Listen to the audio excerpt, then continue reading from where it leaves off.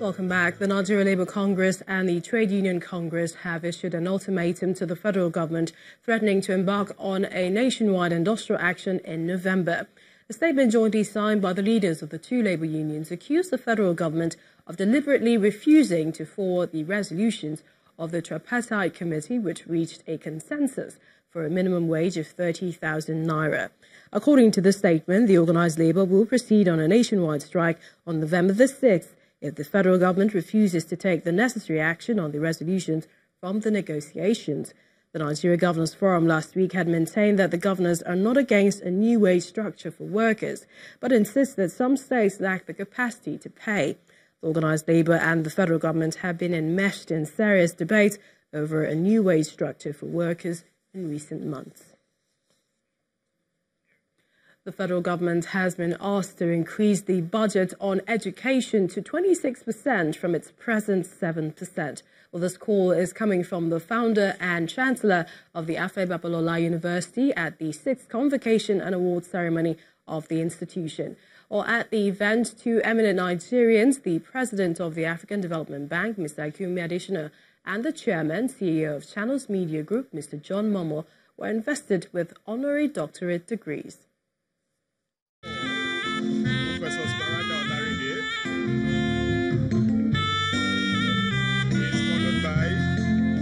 It's the 6th convocation ceremony of the Babalola University, Ado-Ekiti.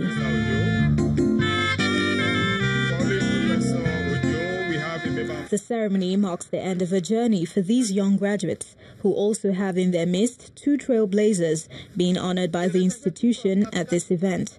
The president of the African Development Bank, Dr. Akumi Adesina, the chairman and CEO of Channels Media Group, John Momoh. The Babalola University prides itself in producing world-class graduates. The vice-chancellor speaks on the successes recorded so far by the institution. Though we are barely 8.5 years old, we have been doing well. This has been manifested in our staff and students getting home awards, encomium, and commendations nationally and internationally. The Chancellor of Babalola University, Professor Babalola, however, offers several recommendations on how the educational system in the country can be improved. I also want to join all those people who love education to urge federal government to increase the allocation for education to 26%, which UNESCO recommended. Right now, what is allocated is about 7%, far below what is done in other countries. He also relays a message from the chairman of Channels Media Group. He has what they call Channels Academy in Abuja. He's going to establish Channels Academy in Abuja. That's not all. He has promised to assist the mass communication with all necessary facilities to take off and compete with channels in broadcasting.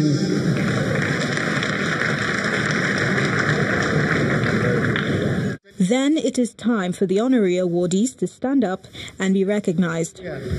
You will round of applause.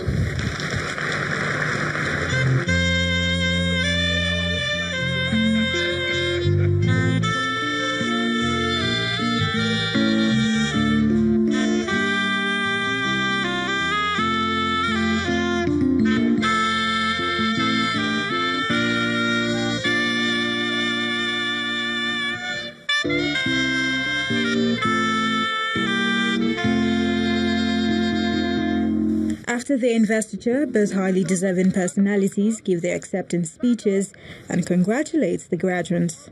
Your world-class education from this first-class institution sets you already apart.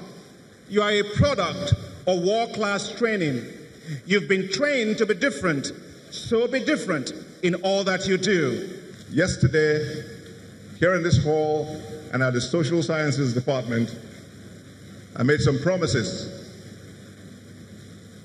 which the Chancellor has enumerated. Again, I reiterate, I stick to those promises. And in my very own calling, my own core area, the Mass Comm department, Mass Comm, here I come.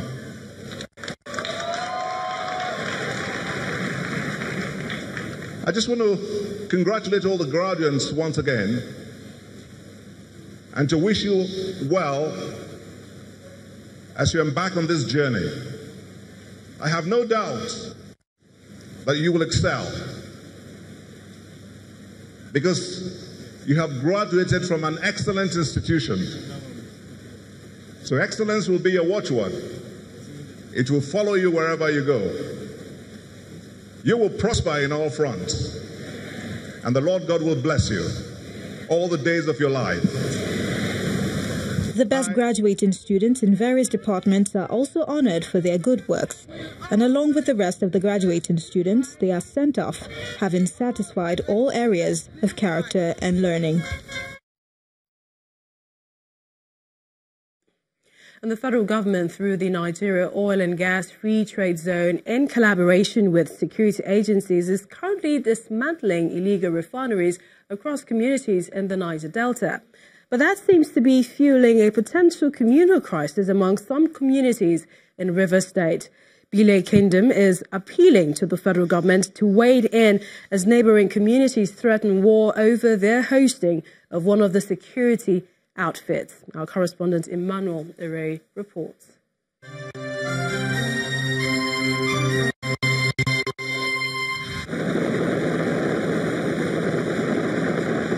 The journey from the jetty in Port Harcourt to the ancient kingdom of Bile in Degema local government area of Rivers State takes close to 1 hour by boat.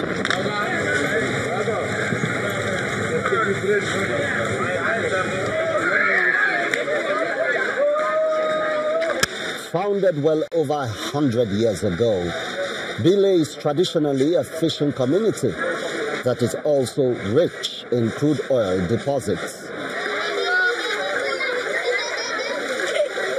But much of the kingdom's mangrove forests have been ravaged by illegal refining activities, which the Oil and Gas Free Trade Zone is championing their destruction.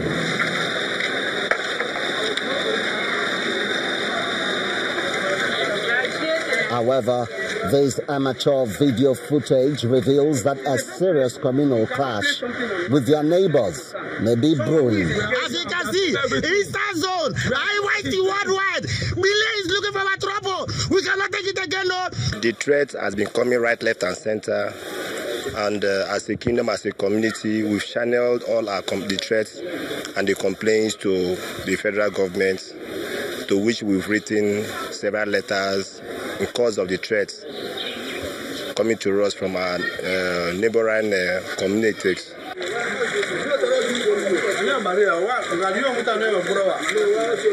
The traditional leaders and women are also not taking the threat lightly. Bile Kingdom at last is a very peaceful kingdom. The people in Bile Kingdom are very peaceful and law-abiding.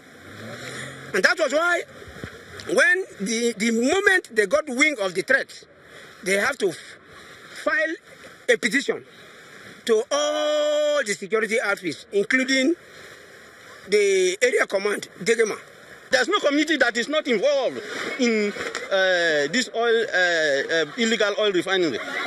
So we cannot hide it at this point in time that we are not part of it, but we are part of it. Hence, that is the more reason when Timothy Silva came, we embraced it because we don't want it. You can see it, the mangroves are all dying away. We don't want it. So the youth, everybody involved, embraced it. So when they came in, we embraced it, but we are surprised to see that our embracing this thing to stop it has become a source for our detractors to take it take Bile as being their enemy. Then the leaders of communities in Bile gather to make a resolution. We will use this opportunity to essentially request Labrador security outfit to own up that they are responsible for this exercise and leave the Bile Kingdom and the Bile people alone. In order to douse the simmering tension, another visit by the chairman of the Oil and Gas Free Trade Zone to Degema communities, including Bile, has become essential. It might just help put things in proper perspective and avert a potential communal war.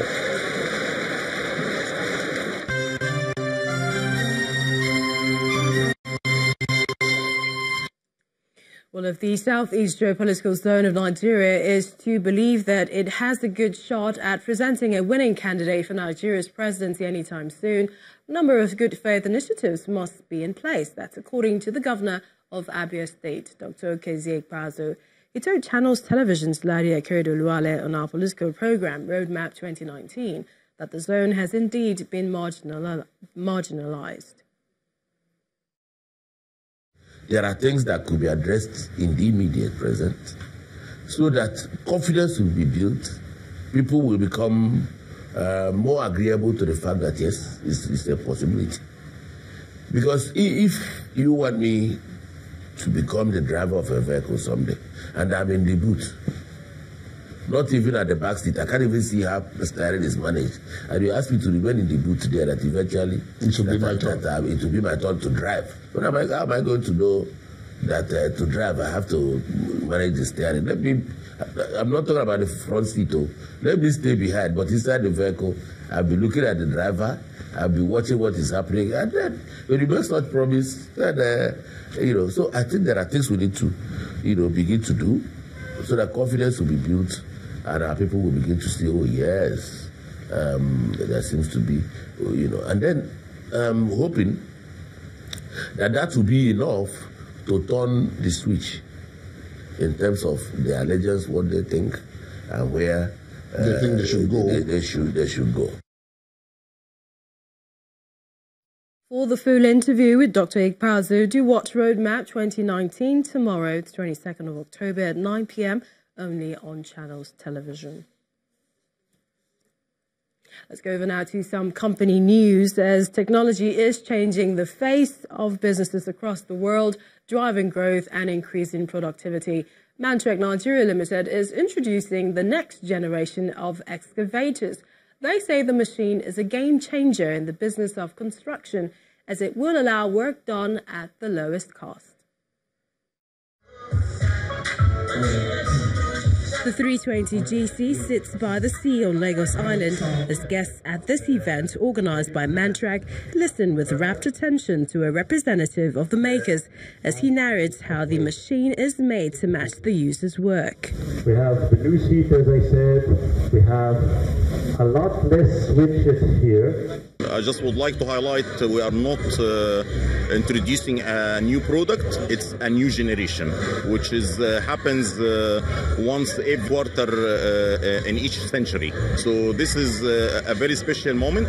It's a completely different technology. Qualities are captured in these three numbers, 45, 25, 15, highlighting increased efficiency, reduced fuel consumption and lower maintenance costs. But that's not all.